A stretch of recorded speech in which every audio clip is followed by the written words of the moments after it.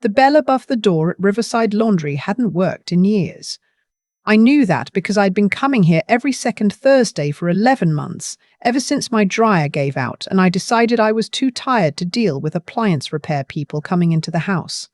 I liked it here. I liked the hum of the machines, the warm, damp air, the way nobody expected anything from you. I was folding a pillowcase when Marta touched my elbow. She was one of the attendants, mid-40s, always wearing the same burgundy apron, always smelling faintly of lavender fabric softener. She'd learned my name sometime in October, and since then, we'd had the kind of friendship that exists only inside a single room. She knew I took my coffee black. I knew she had 2 kids at Westmount Elementary. That was enough. She didn't say anything at first. She just pressed her fingers into my arm and looked toward the back hallway, the one that led to the utility closet and the staff bathroom. "Don't talk," she said, barely moving her lips. "Don't turn around. Someone came in behind you 10 minutes ago and they've been standing by the bulletin board reading their phone. They're not here to do laundry." I felt something go still inside me. The man in the grey jacket? Yes. I noticed him when I came in. I hadn't thought anything of it. You don't, do you? You see a man standing near a bulletin board and you think he's looking for a used bicycle or a lost cat. You don't think he's watching you. "He's been taking pictures," Marta said, "of you. I saw him from the back room. I set the pillowcase down very carefully. My hands were not shaking, which surprised me." "Okay," I said. "Do you know him?" I didn't, but I had a feeling, the kind that doesn't come from logic but from something older, that I knew who had sent him. I need to back up, because none of this will make sense unless you understand what my life looked like in the 8 months before I walked into that laundromat and had the ground shift under my feet. My husband Kenneth died in February of the year before last. We'd been married for 39 years. He was a good man. Careful with money, generous with his time, the kind of person who remembered your birthday and meant it. He left me the house in Stittsville, a modest pension, and a GIC portfolio he'd built quietly over 2 decades that I hadn't known the full extent of until I sat down with our financial advisor after the funeral. The grief was its own country. I won't try to describe it. If you've lost someone you built your whole life around, you already know. If you haven't, there are no words.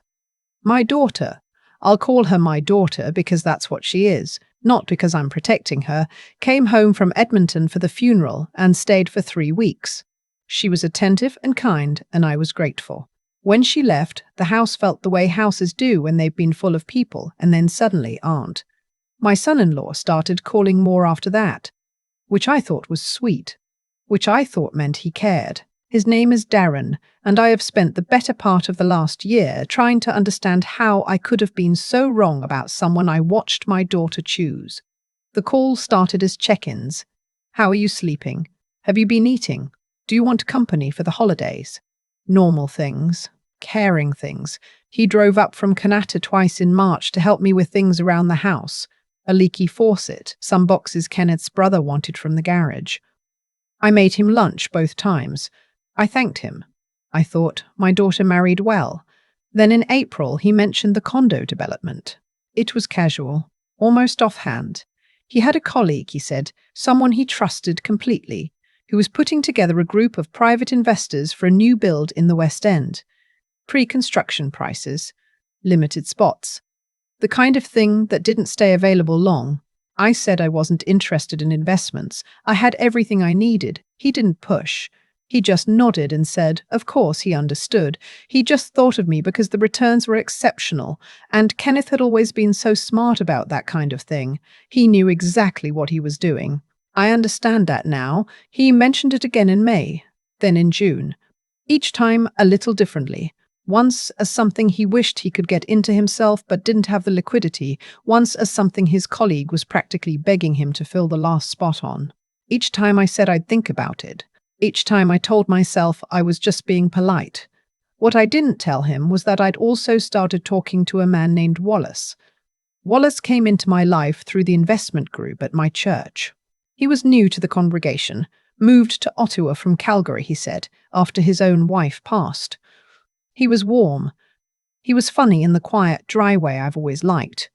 He wore good shoes and remembered small details about things I'd mentioned weeks earlier. He asked about Kenneth in a way that felt respectful rather than nosy. I am 67 years old. I am not naive. I have read about romance scams and financial fraud, and I have thought, as I suspect most people do, that I would never fall for something like that. I am educated. I was a school administrator for 22 years. I know how the world works. And still, Wallace and I had dinner 3 times. He came to the house once to help me move a bookshelf. My son-in-law had offered, but I'd felt strange about it by then, though I couldn't have said exactly why. Wallace was easy company. He talked about his grandchildren. He showed me photos. He made me feel, for the first time in over a year, like someone who still occupied space in the world that mattered to other people. In July, he mentioned the condo development. I went very quiet when he said it. He didn't notice or seemed not to. It was the same project, the same colleague, the same pre-construction window. He framed it differently. He'd already committed his own money, he said, and he'd never felt better about an investment. But the bones of it were identical to what Darren had been telling me for 3 months. I didn't say anything that night. I smiled and said I'd look into it, and I drove home with both hands on the wheel and my mind completely flat and calm, the way it gets when something important is happening that I'm not yet ready to look at directly. That night I sat at Kenneth's desk and I took out the notepad I'd been keeping since April. I'd started writing things down without quite knowing why. Darren's mentions of the investment, the dates, what he'd said each time. I had 7 entries. I added Wallace's name. Then I sat there for a long time in the dark. I want to be honest about something. There was a part of me that didn't want to know. Not because I was foolish, because I was tired, because the idea that both of them, my son-in-law and a man I genuinely liked, had been coordinating something against me required me to believe that the world was a particular kind of place, and I was not ready to believe that. Kenneth had only been gone 14 months. I didn't have the energy for it to be that kind of place yet. But I also knew, sitting at that desk, what Kenneth would have said. He would have said, "Evelyn, you already know. You've known for weeks. Write it down and then do something with it." So I wrote it down. 2 days later, I went to see my financial advisor, a woman named Sandra, at a branch in Bell's Corners I'd used for years. I didn't tell her about Wallace or Darren specifically. I told her I'd been approached about a private pre-construction investment and I wanted to understand the red flags I should be watching for. She spent 45 minutes with me. She was thorough and kind, and she did not make me feel like an old woman who needed to be protected. She made me feel like a client who deserved good information. What she described matched what I'd been told almost exactly. The urgency, the personal connection, the 2 exceptional returns, the way the pitch came through someone you trusted rather than through a cold call. I drove home and I called my daughter. She didn't answer. She was at a conference in Vancouver. I left a message that said to call me when she had a chance. Nothing urgent, I just wanted to talk. I did not want to say what I was actually thinking over voicemail. That evening, Darren called. He was cheerful. He asked how I was doing. Then, almost as an aside, he said his colleague had moved up the closing date for the investment group, end of the month now, not mid-August, and he wanted to make sure I didn't miss out if I'd been considering it. "I've been thinking about it," I said. "Good," he said. "Good, it really is a solid opportunity." "I'll need to move some things around," I said. "Maybe we could meet later this week and you could walk me through the paperwork." He said that sounded perfect. He was so warm, so easy. I thought about the 14 months he'd been calling, the faucet, the boxes, and I thought, how long had this been the plan? I didn't sleep well that night. The Thursday I met Marta at the laundromat, I had already called the Ottawa Police non-emergency line twice and been transferred twice, and not spoken to anyone who seemed to understand what I was describing. I had already sent an email to the Canadian Anti-Fraud Centre with my notepad entries attached. I had already left 2 more messages from my daughter that she hadn't returned, which I was trying not to read too much into, and I had, 3 days earlier, signed nothing. Despite agreeing to meet with Darren and sitting across from him at the Tim Hortons on Hazeldean with a folder of papers between us, I had signed nothing. I told him I wanted my own lawyer to look it over first. His face had done something brief and controlled and then gone back to normal, and he'd said, of course, absolutely, that was very smart of me. I had 48 hours before he expected my answer. That's where I was when Marta touched my elbow. I finished folding my laundry. I moved slowly and I kept my face relaxed because Marta had told me not to react, and I trusted her. When I was done, I carried my basket to the counter near the door, and I said, loudly enough, that I'd left my car running and needed to pop out. I pushed through the door into the cold, and I sat in my Civic, and I put my hands on the steering wheel, and I thought. The man in the grey jacket had come out 2 minutes later and gotten into a silver sedan parked across the lot. He didn't look at me. He drove away. I wrote down his license plate. Later that day, I called a lawyer, not my regular one, a different one, a woman my financial advisor had mentioned once as someone who handled financial exploitation cases. Her name was Patricia, and she picked up on the second ring, and she listened to the whole thing without interrupting me once. "Do you still have the notepad?" she asked when I was done. "I have photographs of every page." There was a pause. "Mrs. Hartwell," she said, "you've done a very good job." I started to say something and found I couldn't. I pressed my hand over my mouth and looked out the window at the backyard and the bird feeder Kenneth had put up the last summer he was well enough to do it. "I'm sorry," I said. "I'm sorry. I wasn't sure anyone would believe me." "I believe you," she said. "And I want you to hear me clearly. You are not the first person this has happened to. You did everything right, and we are going to be very systematic about this." What followed over the next 6 weeks was the most exhausting and clarifying period of my adult life. Outside of the months around Kenneth's death, Patricia connected me with a fraud investigator through the Ottawa police who specialized in what he called affinity fraud, schemes that use personal or community trust as the entry point. He explained that what I'd experienced was not random. It was constructed. The church connection, the recently widowed angle, the gradual relationship building, the parallel approach through a family member, these were not coincidences. They were techniques. When he said, "family member," I asked him to stop. I needed a moment. I already knew. I had known since July. But having someone else say it in a plain voice in a room with fluorescent lighting made it something different. My son-in-law was involved, not as a victim, not as a well-meaning person who'd been deceived himself and had then passed along a bad tip. As a participant, the colleague, the closing deadline, the warm phone calls, the faucet he'd fixed in March, they were all part of something that had been designed with my money as the destination.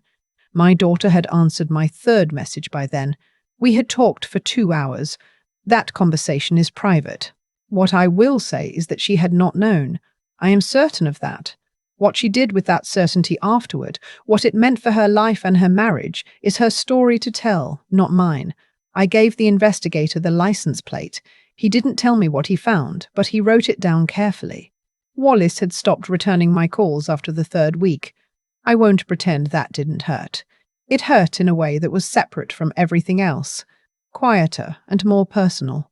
I had genuinely enjoyed his company. I had thought, for a little while, that the world still had room in it for something like friendship.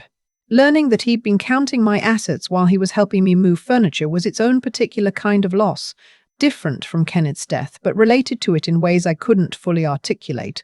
Patricia filed a civil claim. The fraud investigator's work ran parallel to it. I was told not to discuss details, and I won't. What I can tell you is that the condominium development did not exist. I had the photograph framed. Not a dramatic one. Just the screenshot I'd taken of the email confirmation from the Canadian Anti-Fraud Centre the night I first reported. The date stamp in the corner, August 14th. 3 days before the closing deadline Darren had given me. It hangs in the hallway now, between Kenneth's bookcase and the window that looks out over the back garden. Nobody who visits knows what it is. It looks like a document. It is a document. But for me, it marks the exact moment I stopped being someone things were happening to and started being someone who was doing something about it. Martin knows what it is. I brought her a coffee cake the week after everything settled, and I told her. She shook her head slowly and then she hugged me, and I let her, which I don't usually do. I almost didn't say anything, she told me. I thought maybe I was being nosy. You weren't, I said. He came back the next day, looking for you. I hadn't known that. He didn't find anything worth finding, I said. She laughed. It was a real laugh, the kind that fills a room, and I found that I was laughing too, standing there in the warm, damp air of Riverside Laundry with a coffee cake between us. The bird feeder is full. The GIC Kenneth built is intact. My financial advisor calls every quarter and I answer. Some mornings, I still reach for the phone to tell Kenneth something, the way you do when a habit is older than grief. I pick it up. I hold it. I put it back down. I don't think that will ever stop. I've stopped wanting it to, but I keep the notepad. I started a new one in September, same kind, same blue cover, same ruled pages. I don't write in it often. I don't need to. It's enough to know it's there. I think about the notepad a lot. Not the investigation, not the lawyers, not even Marta's hand on my elbow in that warm humming room. I think about the fact that I started writing things down in April without fully understanding why. Nobody told me to. There was no dramatic moment of suspicion, no single thing that set off an alarm. It was quieter than that, a small, persistent discomfort that I chose to pay attention to instead of explain away. That choice is what I keep coming back to, because I've asked myself, honestly, what would have happened if I hadn't kept that notepad? If I'd let each of Darren's mentions wash over me the way you let a lot of things wash over you when you're grieving and tired and just trying to get through the week? The answer isn't comfortable. The GIC Kenneth spent 20 years building carefully and quietly would be gone. The house would likely be gone, and I would have spent whatever came after trying to understand how I let it happen. The thing about integrity, and I mean the real kind, not the word on a motivational poster, is that it doesn't announce itself. It shows up in small decisions made when no one is watching. Marta could have told herself she was being nosy. She could have decided it wasn't her place. She was a laundromat attendant, not a police officer, not a social worker. She had no obligation to me beyond basic courtesy. But she saw something that troubled her, and she acted on it anyway, quietly and precisely. And that is a form of moral courage I think about more than I can properly say. I wasn't without fault in this. I'd like to be clear about that. I knew, somewhere below the level of conscious thought, that something wasn't right with Wallace long before I admitted it to myself. I let the comfort of his company override a question I wasn't ready to ask. Grief does that. It makes you hungry for warmth in a way that can soften your judgment if you're not careful. I'm not ashamed of having been lonely. But I also don't pretend that I was entirely without warning. What I really learned, not as an abstraction but as something I now carry in my body, is that paying attention is its own kind of strength, not paranoia, not cynicism, just the quiet discipline of noticing what doesn't fit and having the nerve to follow that noticing somewhere real. My financial advisor gave me 45 minutes and treated me like an intelligent adult. That mattered. Patricia listened without skepticism. That mattered too. But none of it would have meant anything if I hadn't first been willing to sit at Kenneth's desk at 11 o'clock at night and look directly at something I didn't want to see. Darren counted on me not doing that. Wallace counted on it too. They understood that a woman in grief is often a woman in a particular kind of vulnerability, and they planned around it with patience and care. The cruelty of that still reaches me sometimes when I'm not expecting it. But here's what they got wrong. They mistook exhaustion for weakness. They mistook loneliness for gullibility. And they did not account for the fact that some people, when the ground shifts, go very still and very clear instead of falling. I'm not special. I'm not unusually clever. I was a school administrator for 22 years, and I've always been better at noticing patterns than I've given myself credit for. What I did was use what I had. A notepad, a financial advisor I already trusted, a lawyer I found through a referral, and I kept going even when I wasn't sure anyone would take me seriously. The bird feeder is full. The savings are intact. The notepad is in the second drawer of Kenneth's desk. I earned the right to say that, and nobody is taking it from me.